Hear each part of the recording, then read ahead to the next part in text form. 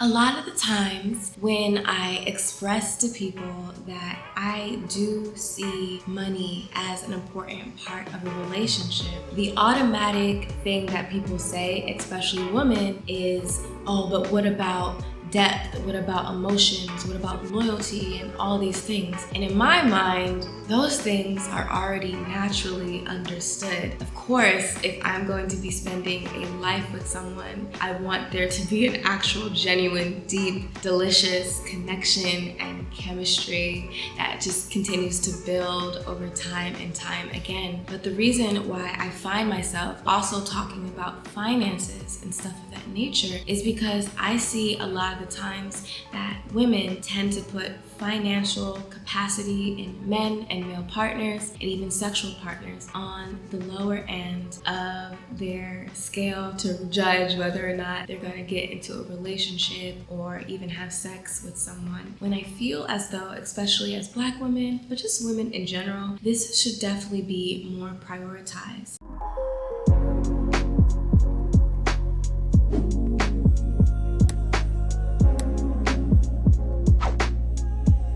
A lot of the times we are fed the story and belief and concept that we only need to care about the romance, and that's the most important thing. We see this in movies and programmings like that, where we see women falling head over heels with the guy because of his looks and because of how cool he is and how romantic he can be and the love story, right? But at the same time, I want you guys to sober up a little bit and to understand that there's other things that are important for the long-term health of a relationship and partnership that are not often incentivized and amplified in movies and television. So I want you guys to also sober up on that journey and see love from a romantic and emotional and deep thing, fun thing, but also, hey, if we have sex with people, if we commit to people for the long haul, this is not only for us, but this is for our children.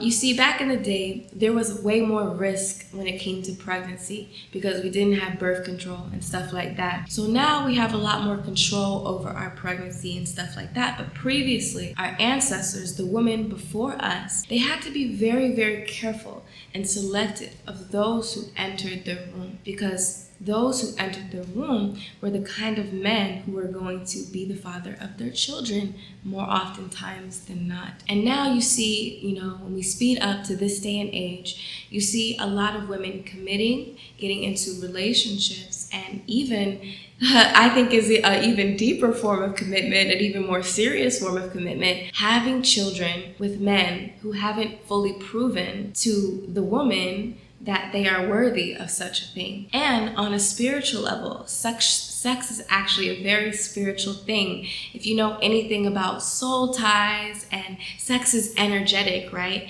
So as women, we are the internal based beings. We are penetrated, right? The men are seeking to access something that we already have within ourselves, the pleasure, that juicy, divine, feminine energy. Men want to access it and penetrate it so that they can experience it. Right? Even you could see this from the standpoint of orgasms. Women have a tendency to experience orgasm at a higher rate and a deeper, longer rate than men. Men usually experience orgasms for short, temporary moments, but women have that energy within them a lot of the times, more often than not. But let's get back to the main topic. So, with that being said, women had to be a lot more selective with who chose to penetrate them, because men give energy, women receive energy. You can see this literally in our biological makeup.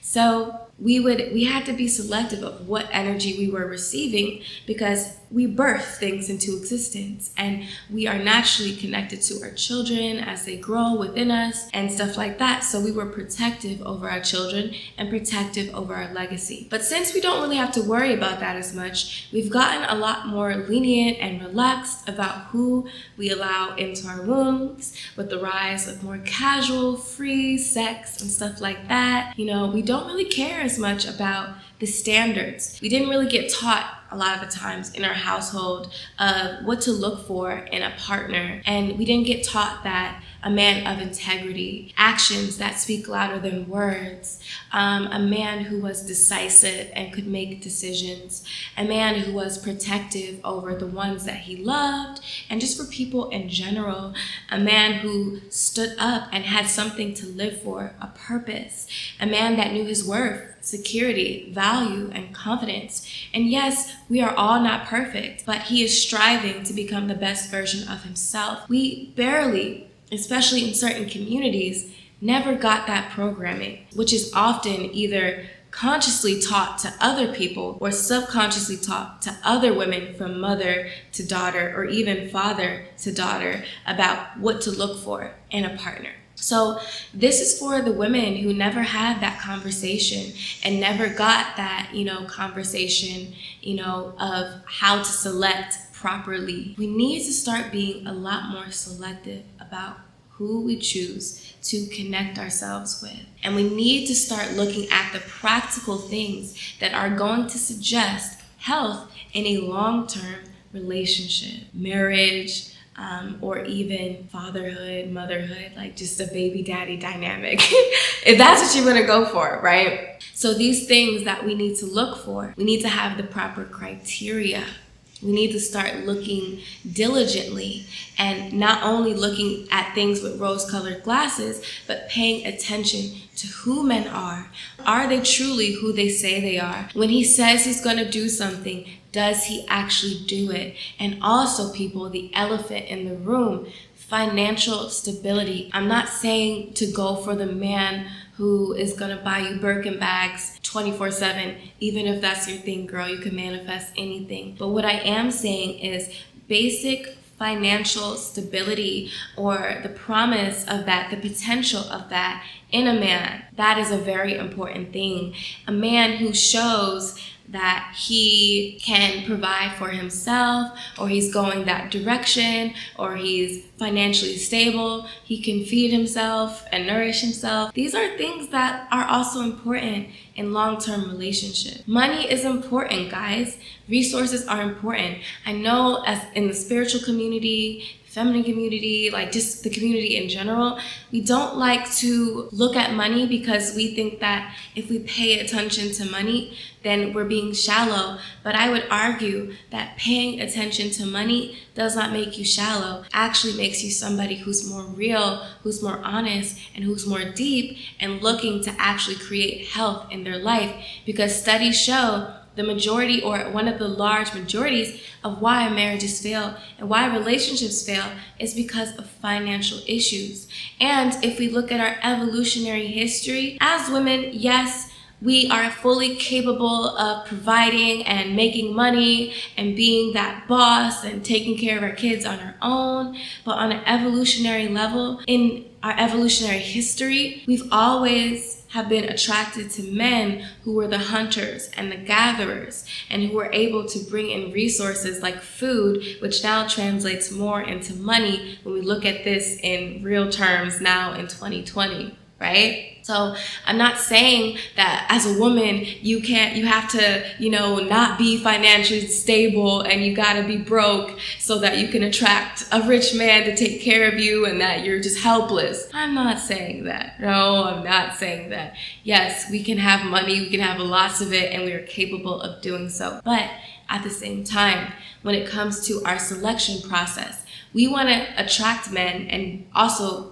be drawn to men and accept men into our wombs and into our relationships who also are stable financially, who are healthy mentally, who have a purpose, who have drive, who have ambition, who are loyal and committed and are trustworthy, decisive, and practical, even if you can, when it comes to their finances, or majority of those things. Because if we have those practical, more boring things that are not the super movie romantic things, we also will be able to have healthier relationships spiritually, mentally, physically, biologically, and evolutionarily speaking. We're living in alignment with our nature. And when we are living in alignment with our nature, we are living in alignment with our truth, ourselves, and that creates harmony, and harmony creates healthy, satisfying relationships. Money is important.